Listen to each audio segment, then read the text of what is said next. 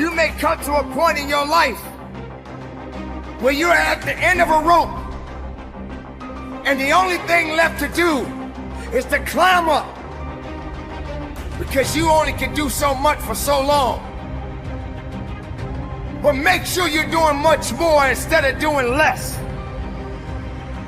Stop stressing about the things that you cannot control and start focusing on the things that you have control of. Take control of your life. Take control of the opportunities. Believe in yourself and know that it is not over for you. So many people out there in this world right now will try to tell you not to be something that you feel in your heart that you want to be. Shoaff said, here's the secret, Mr. Rohn. Learn to work harder on yourself than you do on your job. Once I got that, it turned my life around. Learn to work harder on yourself than you do on your job. He said, if you work hard on your job, you'll make a living. If you work hard on yourself, you can make a fortune. If you would have known me at age 25, you would have said, Jim Rohn's a hard worker. If you'd have known me, you'd have said that. I'm the guy, I don't mind coming a little bit early, staying a little bit late, I don't mind that. You'd have said, well, Jim Rohn's a hard worker. You say, well, how come he's got pennies in his pocket and nothing in the bank and behind on his promises? Well, I was a hard worker, but I was working hard on my job, not on myself. I'm telling you, if you'll learn that simple little principle and start the process today, latest tomorrow, I'll give you tonight to think it over. There will be plenty of opportunities to get discouraged, to lose your passion, and think that it's not meant to be. But if you're going to reach your destiny, you have to have a made-up mind. If you give up after the first time, or the 5th time, or the 30th time, what that really means is you didn't want it bad enough. There should be something you're believing for that you are relentless. You are not moved by how impossible it looks. You're not discouraged by how long it's taking. You don't give up because people told you no. Your attitude is, if I have to believe my whole life, I am not going to stop believing. I am not going to take no for an answer. I'm not going to settle for mediocrity. I'm going to keep pursuing what's in my heart. And ask ourselves, what do I really want? What do I really want? And write it down. Writing causes thinking. Thinking creates an image. And you get these images going, you're building a vision in your mind. It's the visionaries that's changed the world. Think of that. You think like a kid who came from poverty. You think like a kid whose mama had him at 17 years old. That's how you think. You're not wired to be who you've been called to be. What you need to think is not how you see the world, but what you need to see is how the world sees you. And the world doesn't see you as a 10,000 kid. The world sees you as much bigger. And when you can see yourself as the world sees you and not how you see yourself, that's when you're gonna go to another level. Let me tell you something. You got it. When you walk out of here, the way you see yourself is the problem. It's always a result of a commitment to excellence, intelligent planning, and focused effort. You're not going to be the best. You're not going to catch the best if you're not intentional and deliberate. And there are those of you in your space, and whatever you're trying to do, you don't even represent the best in your space, and you're still not giving 120. You're trying to catch the guy. You're trying to catch the female. That's the best. And you're waking up and giving me 70%. You're giving me 80%, but yet you have these dreams that you're going to be the best. How? You're going to fall into areas that you cannot understand. And maybe it's not in the position for you to understand at that moment. When you start to feel that you are in a position that you don't love your life, then shame on you. Because your life is a beautiful thing. And no one deserves to ruin it. No one deserves to control it. No one deserves to steal your joy. Your life is your life, and you have the right to live it the best way you can. You must discipline yourself and take full control and responsibility for the outcome or whatever it is that you are seeking at this moment. Work on yourself. Make yourself more valuable to the marketplace. I'm telling you, you can so dynamically change your income, and economics is the least of the values that you can start earning in terms of equity if you'll start working harder on yourself than you do on your job. Work hard on develop the skills. Work hard on yourself and develop the graces. All of the stuff necessary to become more valuable to the marketplace. I'm telling you, your whole life can explode into change. Promotions, no problem. Becoming more valuable to the company, I'm telling you, no problem. Money, no problem. Economics, no problem. Future, no problem. If you just go to work on the right thing. Not get things out there to change. Don't try to change the seed. Don't change the soil. Don't change the sunshine. Don't change the rain. Don't change the mix of seasons. Let the miracle of everything that's available work for you, and start working on the inside. Work on your philosophy. Work on your attitude. Work on your personality. Work on your language. Work on the gift of communication. Work on all of your abilities. And if you'll start making those personal changes, I'm telling you, everything will change. The body has limitations. The mind does not. We focus so much on what goes on from the neck down that we forget it all starts from here. Everything starts from here. If you're not mentally ready, you're never really physically prepared. And that's where the preparation starts. What would your life be like as you look toward the future if you decided, I'm not going to allow my fears to stop me? And I'm saying to you, whatever you got to do, do it, because if you don't, life is going to whoop you until you surrender. So when you're young and you make mistakes, don't let them eat you up. Because everybody that done made it. You got to fail in order to win. Hey, look, man, to understand how to hit the game-winning shot, you got to miss the game-winning shot. You know, you got to be tough, because the road to success is always under construction. It's never a clear path to success. The people who become successful are the people who have a relentless attitude. You're still watching TV. Somebody said, Eric, have you not seen in America, everybody? Have you not seen Scandal? You must watch Scandal. It's the best sitcom ever. Have you not seen Scandal? I said, it's a scandal. I'm not watching it. It's a scandal. I'm not watching it. Come on at 10 o'clock at night. I'm in the bed. I gotta wake up and make my scandal become a reality. This is Scandal. I can't watch this. So I'll go home and say, Scandal was great. But I did Scandal on my time on my way to Australia. I didn't do Scandal when I'm trying to catch Jim Rohn. I didn't do Scandal where I'm trying to learn from John Maxwell or from my friend Les Brown. I'm not watching Scandal. So you got to do me a huge favor, and I'm asking you to do me a favor. When you leave today, I want you to look at some things that you're doing, the 30% now, or the 20%, or the 10%, and I'm gonna need you to let it go.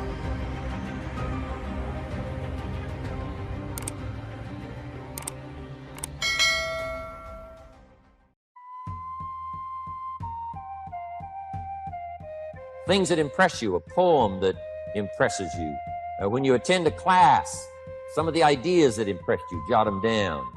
You read something in a magazine, right? Some ideas, take those out, put them in your journal.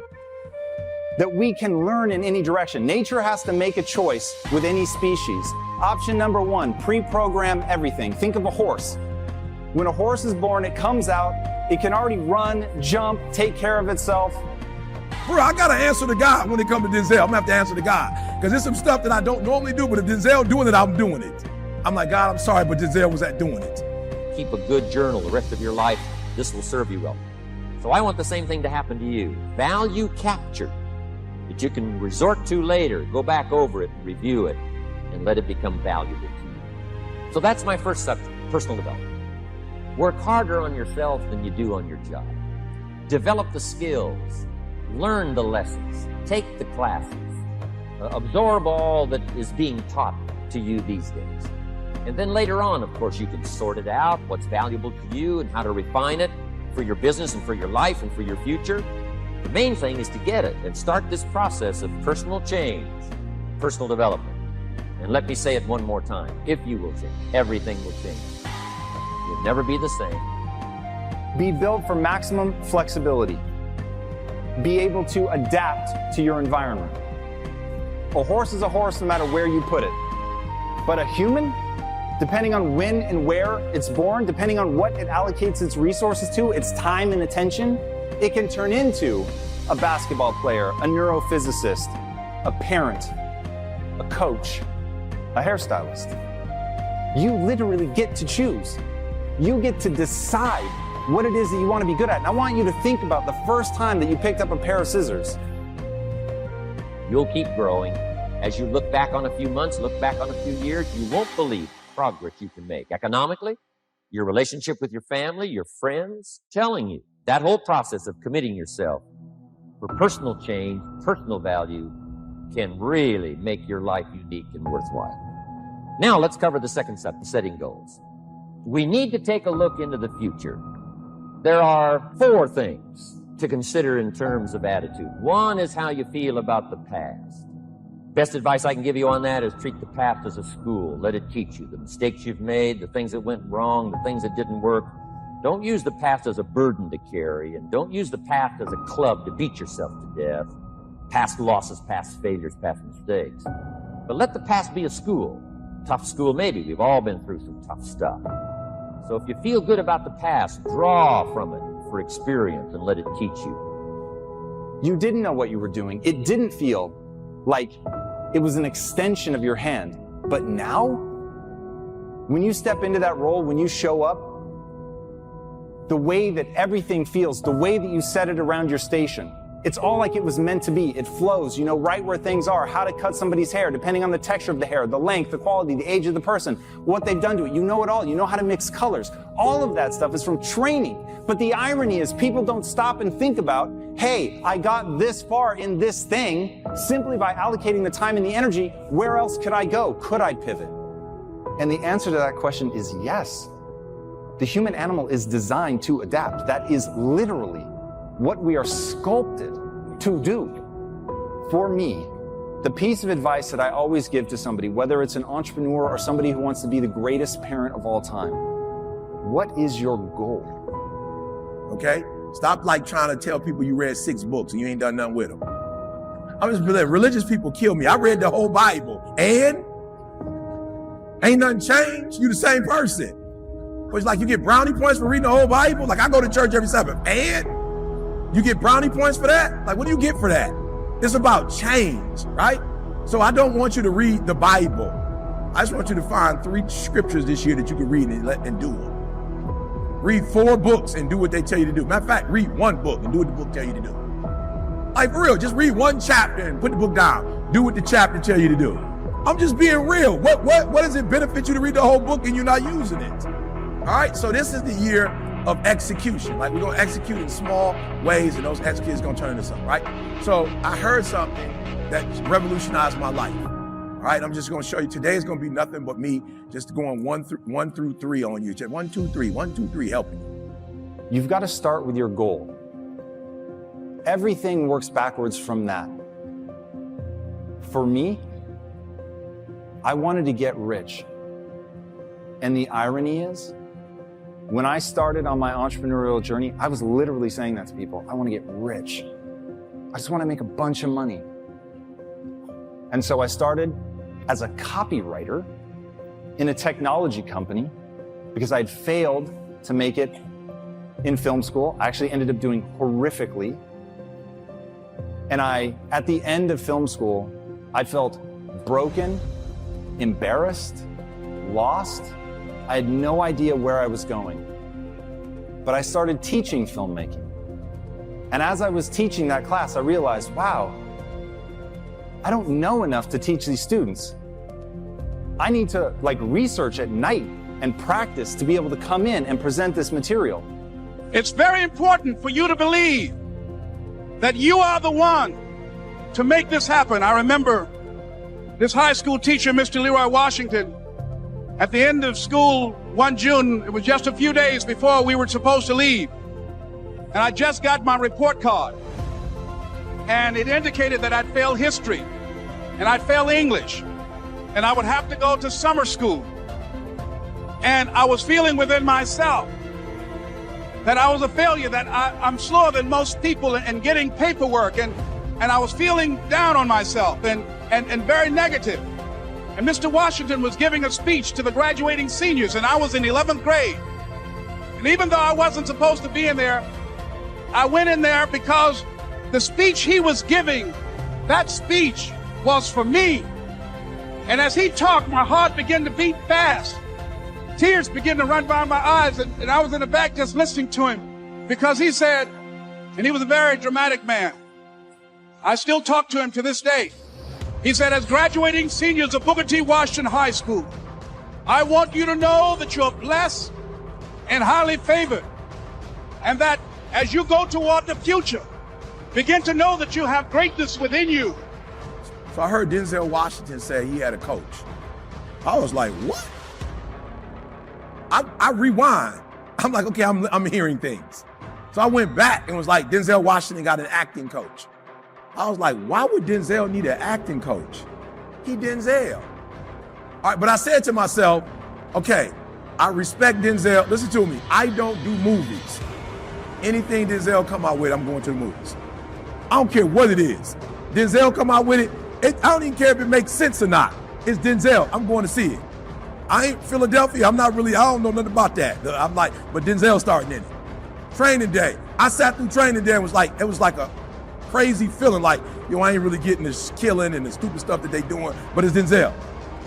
And if just one of you here begin to envision yourselves as being blessed and highly favored to reach your goals, if just one of you capture the essence of what that means, that you have greatness within you and a responsibility to manifest that greatness, that you can make your parents proud, you can make your school proud, you can touch millions of people's lives, and the world will never be the same again because you came this way. And the students gave him a rousing standing ovation. And as he left the auditorium, I ran down the steps and I caught him in the parking lot. I said, Mr. Washington? He said, yes. I said, do you remember me, sir? He said, no. I said, my name is Leslie Brown. My mother, she works in the cafeteria here. I'm one of the twins, Leslie and Wesley. I said, Mr. Washington, but you know, I got these big dreams. I like talking to people. I love people. I said, I want to work with people, and I got this dream of buying my mama a home. Could I do that, Mr. Washington? He said, it's possible, Mr. Brown.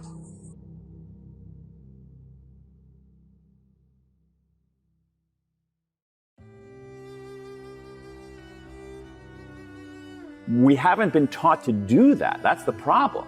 We have this weird approach. We have this weird view of negative emotions. Like some of us think, oh, positive all the time. That leads to delusion. Falling down doesn't mean that you're done. Falling down doesn't mean that it's over. Falling down doesn't mean that you're dead. Falling down is a reckoning. Where you step up in a situation and you lead and you do the right thing and you begin to realize you're different, you're unique, you're special. Your self-worth begins to change and you believe over the time in your life. You're pushing and you're pushing and you're pushing and you're pushing and you're doing everything right. You're tired, you're exhausted, and ain't nothing happening. Yet that word is what you're waiting for yet. It's no different because we've messed up, because you fell off the wagon, you've been on alcohol and drugs, and you gave up on life, you dropped out, or you've been to jail 1 time, 2 times, 3 times.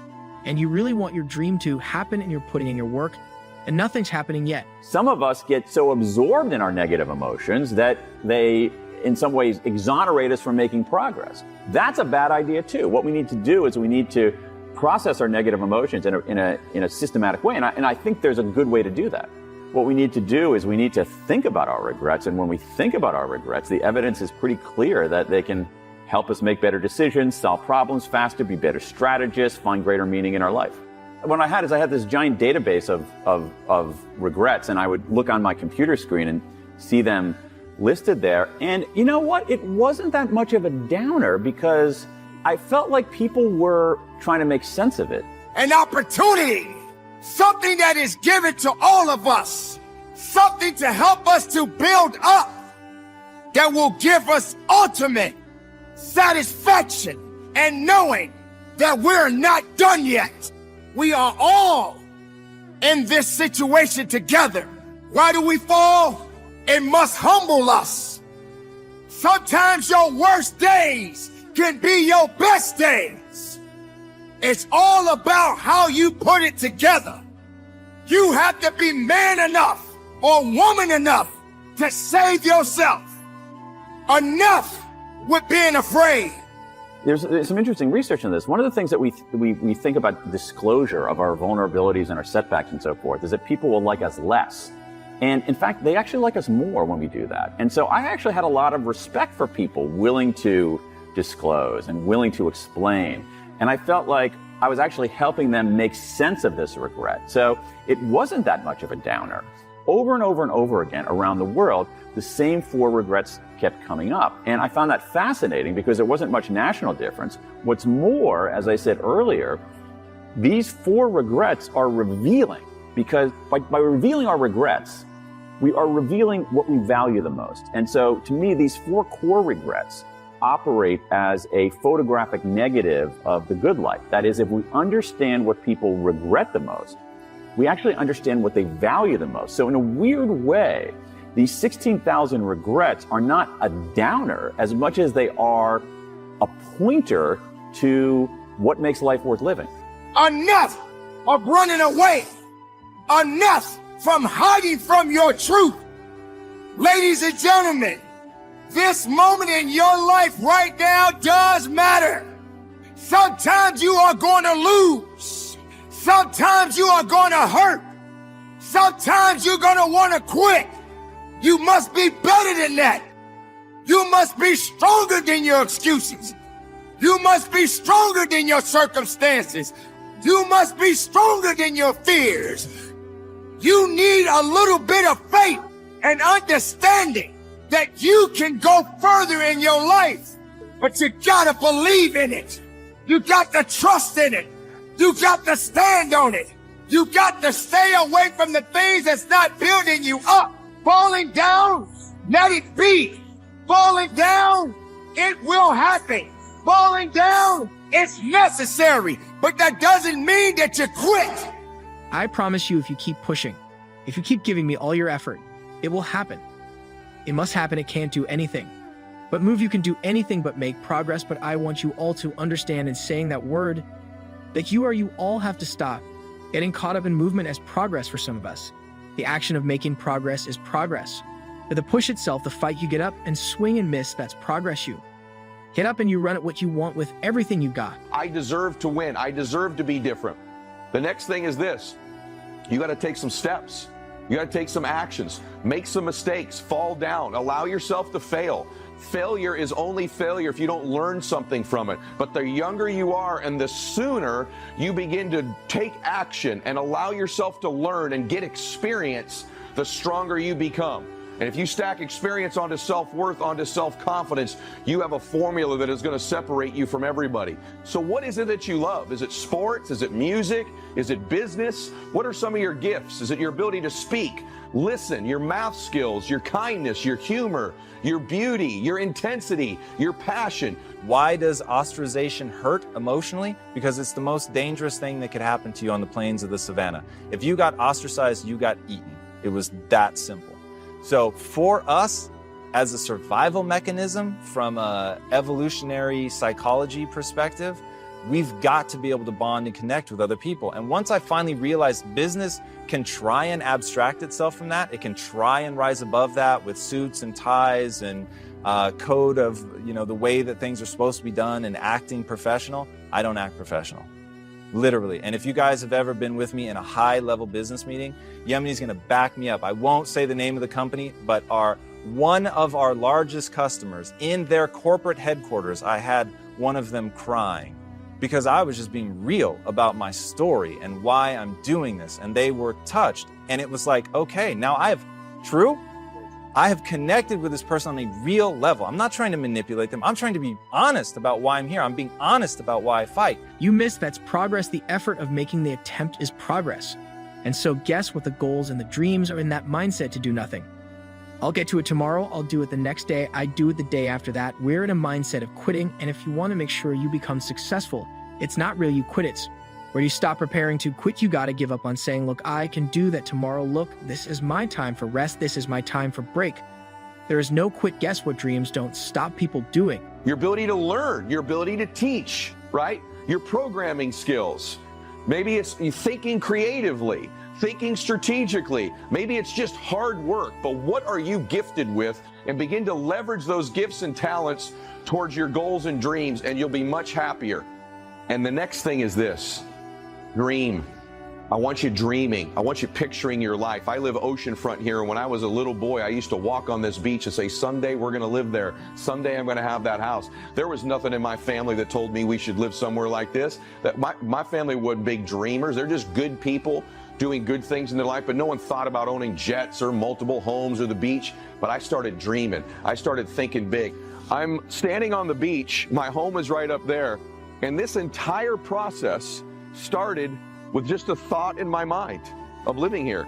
When I was much younger, I walked on this beach with my then girlfriend, and I began to think about living here one day, and it opened a space in my mind as a young man about what would it be like to live oceanfront. I didn't know. Now, that was weird for me in the beginning. It was weird for me to reveal so much of my truthful self because I really had to accept being rejected. I had to put myself out there in a vulnerable way because they could have laughed and been like, that's so ridiculous. What do you know about business? You're just a kid. But they don't. It's all about humans. Humans. If you are dealing with humans, don't fall prey to the structure that people try to put around it. It won't work long term. In you right now is the ember of something you don't want to admit to yourself. I promise you. And if you let me interview you long enough, I will get to that thing. And you will resist me trying to get to that thing for a very long time. First, you'll give me a bullshit answer. First, you're going to tell me that you want to be happy. That's useless. I need to know what makes you happy. I need to know how you plan to be happy, okay? When people say generically that they want to be happy, they might as well tell me that they want a hit of meth. You have the nerve to think or to ask yourself why you're not successful, and you see it happen every day on Monday morning. Somebody's going to get up and they get a hand in their resignation going to a new job on Monday morning. Somebody going to get uplifting more than you on Monday morning. Somebody going to get up running faster than you on Monday morning. Somebody gonna get up with their name higher than the draft and you on Monday morning. Somebody's gonna be getting that scholarship that you could have got. That's what on Monday morning somebody's gonna get up whiffling to take that test.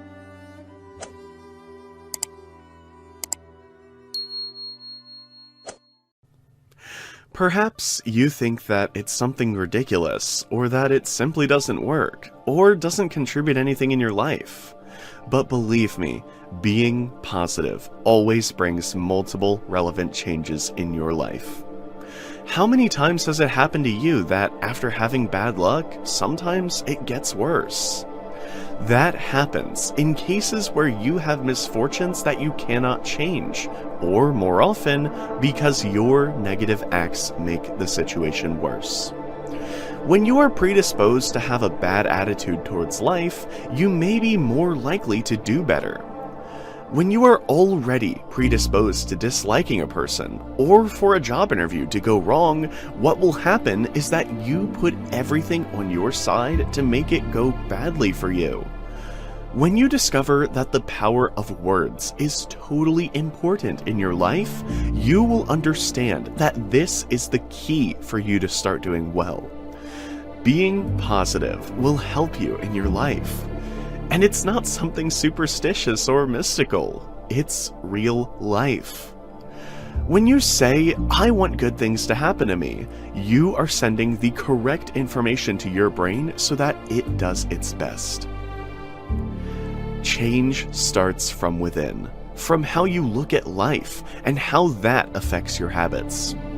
A positive thought can always help you, even in the worst of your moments, no matter what happens to you, because positivity is strength, and that is what you need, for the reason that negativity is weakness and brings large amounts of anxiety, and believe me, that will not help you at all.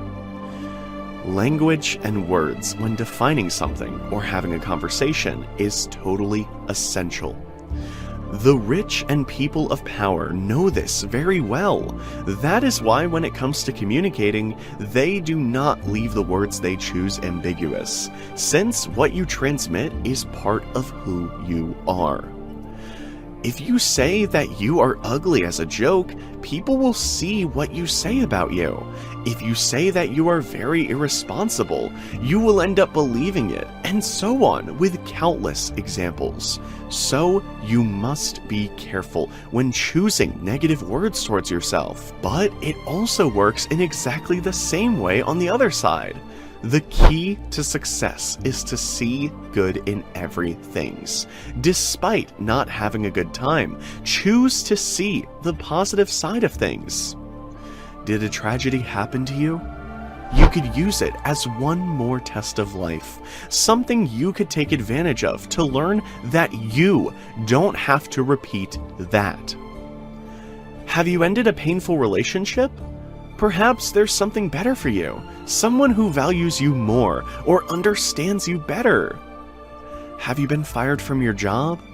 Maybe you weren't even happy there, and it's time to finally look for your dream job.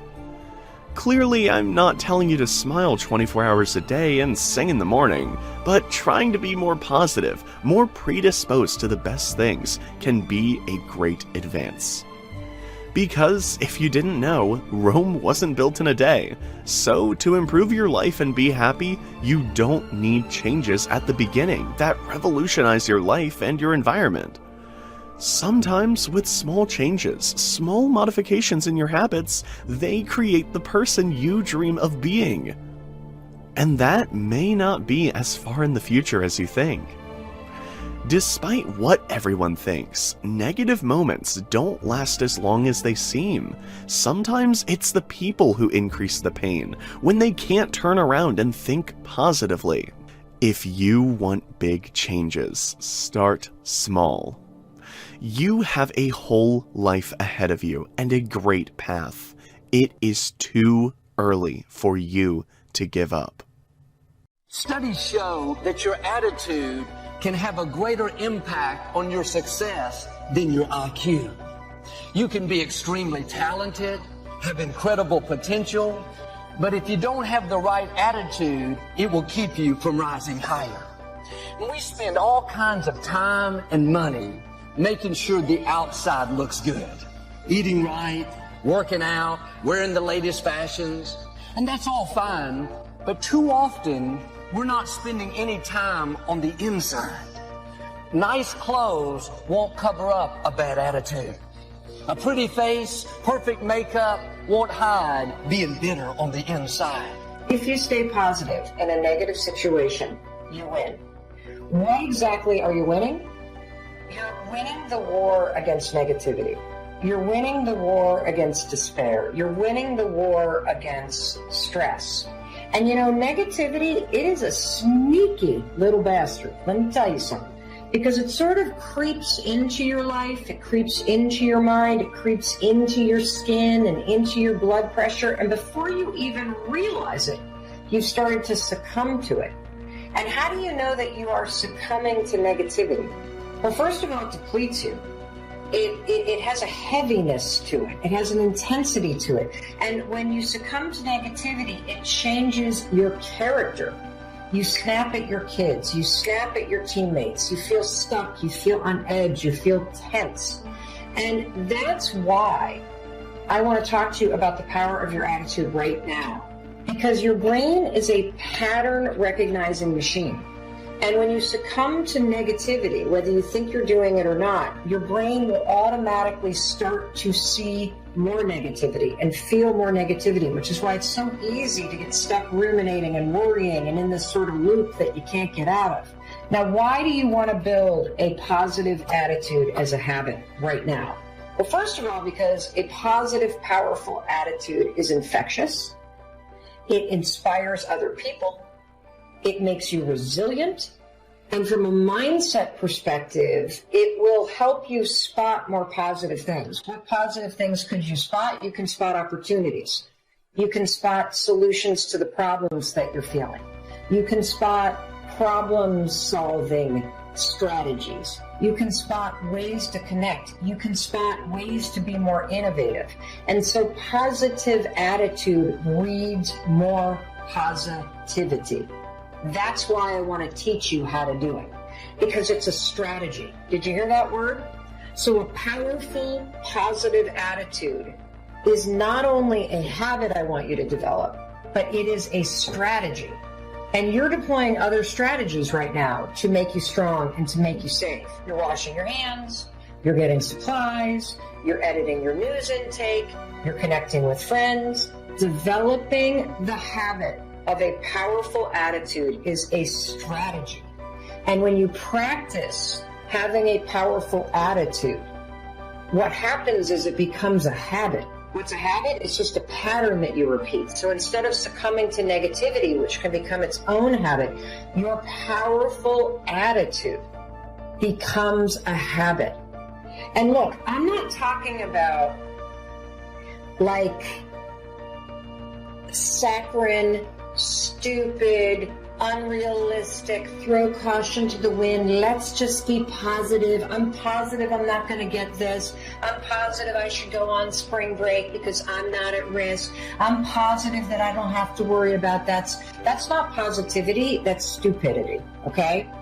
What I'm talking about is the kind of powerful attitude where you are able to see opportunity in any moment, where you are able to keep your wits about you in any moment, where you are able to have an attitude about what you're facing that keeps you strong and keeps you in control, that your attitude day to day is keeping you anchored. So even when the headlines come in, if you happen to see them and they wig you out and you feel yourself succumbing, you can go right back to boom, having a powerful attitude. A bad attitude makes you unattractive. It overrides what's on the outside. It's important to look good, to develop your skills, to get an education, but it's even more important to keep a good attitude. Nobody wants to be around a sour, critical, condescending person. Colossians 3 in the Message translation says, dress in the wardrobe God picked out for you. Kindness, compassion, and humility. As parents, sometimes we pick out clothes for our children to wear. Our Heavenly Father has picked out something for us all to wear. Kindness, being good to people, being pleasant to be around. When you're kind, you draw people to you. When you're good-natured, friendly, opportunity will come your way. People want to do business with people that they like. When we're hiring someone, their resume tells us what they can do, what their skills are, but we always meet with them to see what their attitude is. Are they positive? Are they friendly, kind, considerate? We can find someone else with the same skills. The real question is, do they have the attitude that's going to take us higher? They may be gifted, but a negative attitude will pull the team down. Your attitude is going to determine your altitude. It will determine how high or how low you go. Well, Joel, I've always been kind of negative, critical, condescending. That's just who I am. No, that's who you're choosing to be. That's not who you are. That may be how you were raised. That's what you saw growing up, but that's not how you have to stay. Try being kind, friendly, good-natured. You'll not only enjoy life more, but you'll go further. If you have a nose-high attitude, if you're positive, you see the best, you're kind to people, you have a smile, because you're nose high, you're going to continue to rise higher. You're going to see God's blessings and favor. But if you're sour, hard to get along with, you don't want to go to work, bitter over disappointments, because you have a nose-down attitude, your life is going to go that direction. And sometimes we're discouraged over what we brought on ourselves. It's not the enemy, it's our attitude. The good news is, all you have to do is make an attitude adjustment. It's not complicated.